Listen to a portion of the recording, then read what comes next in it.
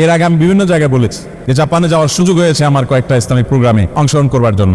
তো সেখানে এর আগে আমি বিভিন্ন জায়গায় শেয়ার করেছি। এক বাংলাদেশি আমাকে বলছেন যে ভাই, আমাদের কোম্পানিতে যখন এমপ্লয়ীদের জন্য কোনো ওয়ার্কশপের আয়োজন করা হয়, কোনো ট্রেনিংয়ের আয়োজন করা হয়, সেখানে একটা জিনিস প্রায় বলা হয়, সেটা হলো যে তোমরা এই কোম্পানির এমপ্লয়ি, এখান থেকে তোমাদের রুটি রুজির ব্যবস্থা হয়।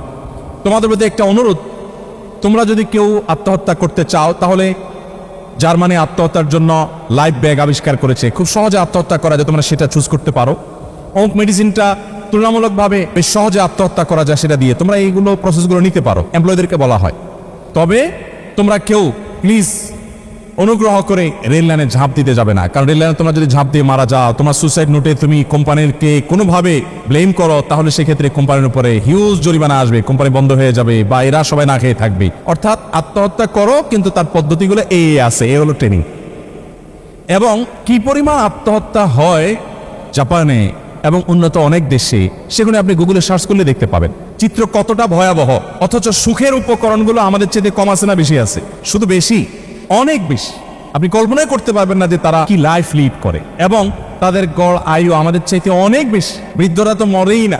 বাজার রাস্তায় গেলে আপনি টোকিওতে দেখবেন যে বৃদ্ধ সকালবেলা বের হয়েছে একটা কুকুর নিয়ে, কারণ আর কেউ সাথে নাই। ছেলে ছেলের হালে চলে গেছে, মেয়ে মেয়ের হালে চলে গেছে, বুড়া একা আছে, কুকুরটাই তার সঙ্গী।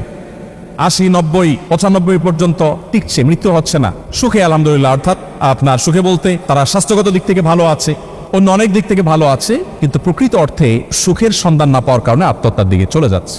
আজ আমাদের তরুণ প্রজন্মের মধ্যে যে ডিপ্রেশনের ভয়াবহ একটা চিত্র আমরা দেখতে পাচ্ছি, শুধু তরুণদের কথা বলবো না, মধ্যবয়সী আমরা অনেকে আছি যারা ডিপ্রেশনের ভয়াবহ একটা জায়গায় চলে গেছে। এই জায়গায় যাওয়ার অন্যতম প্রধান কারণ হলো আমাদের ঈমান দুর্বল হয়ে গেছে। অ্যাজ এ মুসলিম আমি আমার ঈমানের খোঁজ খবর নেই নাই, আমার ঈমানটাকে আমি শানিত করি নাই, আল্লাহর সাথে আমার সম্পর্কটা খুব বেশি ভালো করতে পারি নাই, যার কারণে আমার ঈমান দুর্বল হয়েছে। আল্লাহর প্রতি বিশ্বাস এবং আস্থা যার যত দুর্বল হবে, ডিপ্রেশন তার উপরে তত বেশি ঝেঁকে বসবে। আর যে আল্লাহর প্রতি ঈমান যত স্ট্রং করতে পারবে, ডিপ্রেশন তার ধারে কাছেও ততটা আসতে পারবে না। কারণ সে জানে, সে যে আল্লাহ বিশ্বাস করে, সে আল্লাহ হলেন ফাআলুল লিমা ইউরিদ, তিনি যা খুশি তা করতে পারেন, তার কোনো সীমাবদ্ধতা নাই, তিনি কাদির, তিনি সবকিছু করতে পারেন, এই বিশ্বাস তার আছে। যার কারণে সেই মহাশক্তির কাছে তার আশ্রয় নেওয়ার সুযোগটা আছে, এজন্য সে ডিপ্রেসড হয় না। সম্মানিত উপস্থিতি, আমাদের জীবনে নানা বাধা, নানা বিপত্তি, নানা সমস্যা আসবে। আমরা যদি আল্লাহর প্রতি বিশ্বাস এবং ঈমানের উপরে অটল অবিচল থাকি, তাহলে ইনশাআল্লাহ তাআলা আমরা দেখবো যে আমাদের মধ্যে ডিপ্রেশনের পরিমাণ অনেক কমে গেছে, এবং আমরা যে অবস্থা আছি সে অবস্থা আমরা সুখে আছি আলহামদুলিল্লাহ। আপনি কলেজ বিশ্ববিদ্যালয় পড়ুয়া শিক্ষার্থীদের সাথে যদি মাদ্রাসা পড়ুয়া শিক্ষার্থীদেরকে একটু কম্পেয়ার করেন এই একটি বিষয়ে, যে কলেজ ইউনিভার্সিটির ছেলেরা, মেয়েরা বা আমাদের স্কুল কলেজের ছেলে মেয়েরা, তারা যতটা ডিপ্রেশনে ভোগে, তারা যতটা আপনার টেনশনে ভোগে, যতটা হতাশাগ্রস্ত হয়, মাদ্রাসার ছাত্রদেরকে যদি আপনি কম্পেয়ার করেন এই জায়গায়, তো মাদ্রাসার ছাত্রদেরকে দেখবেন তাদের মধ্যে এত হতাশা কিন্তু নাই। এত হতাশা আছে? আপনি আত্মহত্যা মাদ্রাসার ছাত্রদের মধ্যে আত্মহত্যার রেশিও কত পাবেন? 1% কি পাবেন? স্কুল কলেজে যদি কম্পেয়ার করেন, অন্য অনেক দিক থেকে হয়তো তাদের চাইতে আপনারা এগিয়ে আছেন, কিন্তু এই একটা জায়গায় অর্থাৎ মানসিক প্রশান্তিটা তাদের মধ্যে আপনার চাইতে একটু বেশি আছে, আপনাকে স্বীকার করতে হবে। বিকজ তারা ওই যে আত্মহত্যার দিকে যাচ্ছে না, তারা অনেক খুশি। কি অথচ তাদেরকে তো অনেক বেশি আরো ডিপ্রেসড হওয়ার কথা ছিল, কারণ তাদের সামনে উন্নত ক্যারিয়ারের হাতছানি নাই, সামাজিক স্বীকৃতি নাই। আপনি একটা মেডিকেল কলেজে চান্স পেয়েছেন, এইটাই তো আপনার সামাজিক ভাবসাব আসার জন্য যথেষ্ট। কিন্তু ওই বেচারা পড়ে কোথায়? মাদ্রাসা। কি করো বাবা? কোথায় পড়ো? মাদ্রাসায় পড়ি। বস, এই এক কথাই তো তার সামাজিক অবস্থান, পারিবারিক অবস্থান, রাষ্ট্রীয় অবস্থান, সব জায়গায় তার অবস্থান অনেক তলানিতে। এরপরও খুব ভালো, আপনার মতো ভালো পরিবেশ সে পাচ্ছে না, তারপরও সে অনেক সুখে আছে। আর এই কথাটাকে আল্লাহ তাআলা কোরআনে বলেছেন, আলা বিযিকরিল্লাহি তাতমাইন্নুল কুলুব। আপনি ডাক্তার হন, আপনি ইঞ্জিনিয়ার হন, আপনি ব্যবসায়ী হন, আপনি পেশাজীবী হন, আপনি কৃষক হন, আপনি যেই হন না কেন, আপনার মধ্যে যদি ঈমান থাকে আর আল্লাহর স্মরণটা আপনার মধ্যে যদি থাকে, আল্লাহর ইবাদত যদি আপনি করেন, তাহলে আপনার অন্তরটা প্রশান্ত থাকবে।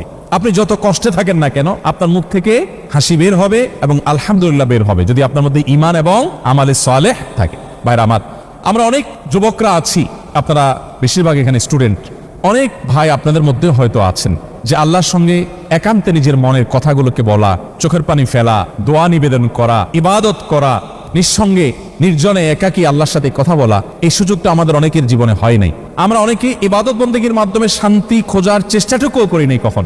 আমি আপনাদেরকে অনুরোধ করব, আপনি একজন মুসলমান হিসাবে আপনি কিছুদিনের জন্য হলেও আল্লাহর ইবাদত এবং দাসত্ব করে দেখুন। পৃথিবীর অন্য সবার দাসত্ব মানুষের মাথাকে নত করে, মানুষকে ডিপ্রেসড করে, মানুষের দাস হবে। কেউ কারোর অধীনে থাকলেই তো তার কাছে বন্দি মনে হয়, কিন্তু আহকামুল হাকিমিন আল্লাহ রাব্বুল আলামিনের দাসত্বের মধ্যে এক অবর্ণনীয় তৃপ্তি আছে। আল্লাহকে যখন কেউ সিজদা নিবেদন করে মন খুলে তার সাথে একটু কথা বলতে পারে, সে একটু হালকা বোধ করে, মনের দুঃখটা দূর করার সুযোগ লাভ করে। আমি আপনাদেরকে আহ্বান করব সেই পথে অগ্রসর হওয়ার জন্য। আপনি যখন আল্লাহর সাথে পরিচিত হবেন এবং সেই সাথে জাগতিক জ্ঞান অর্জন করবেন, তখন আপনি হবেন এই সমাজের সবচেয়ে মূল্যবান সম্পদ। এই সমাজ আপনার দ্বারা কোনো ক্ষতিগ্রস্ত হবে না, লাভবানই হতে থাকবে। বিশেষ করে আপনারা মেডিকেল কলেজের স্টুডেন্ট, ডক্টর হবেন, একজন চিকিৎসক, একজন ডাক্তার, তিনি সমাজকে যতটা দেওয়ার সুযোগ আছে। আমি আরো যদি পরিষ্কার করে বলতে চাই যে আমার মতো অনেক হুজুরের জন্য জান্নাতে যাওয়া যত সহজ, একজন ডাক্তার যদি চান যে আমি আমার বেসিক ইসলামটা ঠিক রেখে আমার এই পেশা দিয়ে আমি জান্নাতে যাওয়াবো, তো অনেক হুজুরের চাইতে আপনার জান্নাতে যাওয়ার রাস্তা অনেক শর্ট। কারণ আপনার কাছে সব দুর্দশাগ্রস্ত মানুষগুলো যাবে, সব দুঃখ কষ্টে থাকা মানুষগুলো আসবে। আমাদের কাছে সব দুঃখে কষ্টে থাকা মানুষগুলো যায় না। হুজুরদের কাছে সবসময় দুঃখ কষ্টে যায় মানুষ, অনেক সময় ভালো সময় যায়। হুজুর নতুন বিল্ডিং করবো, আসেন দোয়া করে দিয়ে যান, ভালো সময় না খারাপ সময়। ছেলে হয়েছে, আকিকা খাওয়াবো, হুজুর আসেন খেয়ে যান, দোয়া করে যান, ভালো সময় না খারাপ সময়। এরপরে বিয়ে করবো, নতুন বিয়ে হয়েছে, বিয়ে হবে, হুজুর আসেন বিয়ে পড়ায় দিয়ে যান, ভালো সময় না খারাপ সময়। তাহলে হুজুরদেরকেও মানুষ সব কষ্টের সময় ডাকে না, কষ্টের সময়ও ডাকে, ভালো সময়ও ডাকে। আর ইঞ্জিনিয়ারদের কথা যদি বলেন, তো ইঞ্জিনিয়ার সাহেবদেরকে তো সবাই ভালো সময়ই ডাকে। টাকা পয়সা হাতে আসে, ঘরবাড়ি বানাবে, কলকারখানা করবে, তখন ইঞ্জিনিয়ার সাহেবদের ডাকে। আর ডাক্তার হলেন একমাত্র পেশার অধিকারী, যে পেশার মানুষদের কাছে মানুষ কখনো সুখে যায় না, মানুষ যায় কিসে? দুঃখে। শতভাগ মানুষ দুঃখে যায়, দুর্দশায় যায়। মানুষের সেবা করার জন্য এই পেশার মানুষদের জন্য আল্লাহর দুয়ার যতটা উন্মুক্ত, অন্য কোনো পেশার মানুষদের জন্য এতটা উন্মুক্ত না, বা অন্য অনেক পেশার মানুষের জন্য এতটা উন্মুক্ত না। আপনারা চাইলে সে কাজটা করতে পারেন। এর জন্য কি করতে হবে? এজ এ মুসলিম আপনার ইমানটা আগে মজবুত করতে হবে, এবং একজন মুসলিম হিসাবে আপনি 5 ওয়াক্ত নামাজ সময় মতো ঠিক মতো আদায় করবেন। এটা আপনার জীবনের ডিউটি হবে, এটা আপনার রবের সাথে একটা কানেকশনের জায়গা। ওই যে বললাম, আপনি যেই হন না কেন, আপনার পাওয়ার হাউসের সাথে, আপনার আল্লাহ রাব্বুল আলামিনের সাথে আপনার কানেকশনের একটা রুট থাকতে হবে, একটা ওয়ে থাকতে হবে। তাহলে হবে কি, আপনি যত বড় ডাক্তারই হন, আপনারও কিছু বিষয় বলার থাকবে, অন্যদের কাছে বলতে পারবেন না, বলার একটা জায়গা দরকার। আর সেটাই আল্লাহ বলেছেন, যালিকা বিআন্নাল্লাহা মাওলাল্লাযীনা আমানু। ঈমানদারদের অ্যাডভান্টেজের জায়গাটাই হলো এই যে তাদের একজন অভিভাবক আছেন, আল্লাহ তিনি। তো আপনি তার কাছে 5 বার হাজিরা দিবেন, 5 ওয়াক্ত নামাজ পড়বেন, হারাম হালাল মেনটেন করবেন। অনেক চিকিৎসক আছেন, আপনারা রাগ করবেন না, যারা রক্তচোষক, যারা টেস্ট বাণিজ্য করেন, যারা এই অসহায় মানুষগুলোর সাথে তাদের অর্থ উপার্জনের জন্য প্রতারণা করেন, ভুলভাল এবং মিছামিছি টেস্ট দেন, কমিশন খান, হারাম উপায়ে অর্থ উপার্জন করেন। সব যেরকম অনেক বেশি কামাই করার সুযোগ আছে, এই পেশার মানুষদের জাহান্নামে যাওয়ার রাস্তাটাও এরকম সহজ।